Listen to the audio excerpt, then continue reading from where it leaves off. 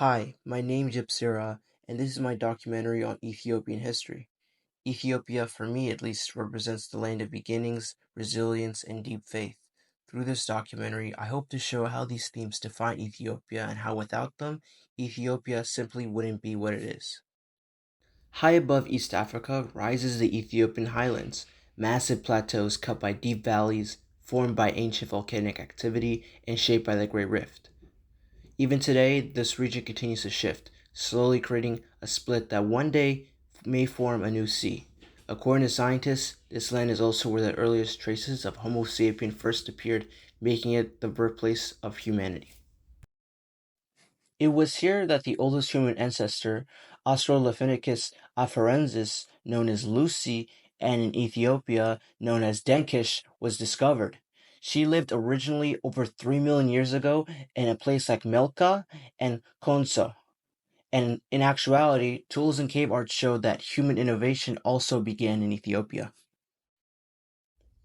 By the 1st century CE, the kingdom of Aksum had raised one of the greatest civilizations of the ancient world, with its own written script, Ge'ez, and a strong trade network connecting to Rome, India, and the Byzantine Empire.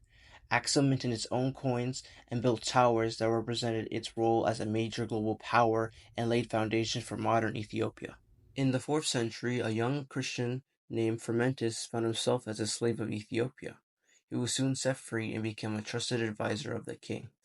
He eventually became the first bishop of Ethiopia and the first father of the Ethiopian Orthodox Church.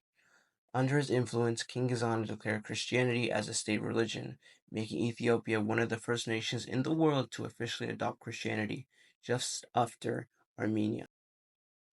Soon after, the 12 Syrian saints arrived to spread monasticism. They built churches, monasteries across remote regions, translated sacred texts into Ge'ez, and protected the Christian faith during times of conflict. Their legacy lives on, and their efforts help shape the Ethiopian Orthodox Church that remains distinct from any other Christian denomination.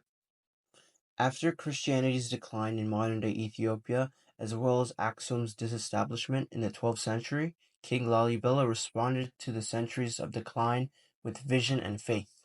He carved out 11 magnificent churches directly from solid rock, many of whom below ground. These churches still function today as places of widespread worship. By the 19th century, Ethiopia was balancing tradition with change. Emperor Tewodros II worked to modernize the country, building roads, strengthening the central government, and introducing firearms and the printing press. But his reign ended in a violent conflict with the British, foreshadowing the immense future change that was inevitable with the colonization of Africa. That struggle for independence came to a head in 1896 at the Battle of Adwa. Led by Emperor Menelik II, Ethiopian forces defeated the invading Italian army. It wasn't just a military victory, it was a defining moment in African history.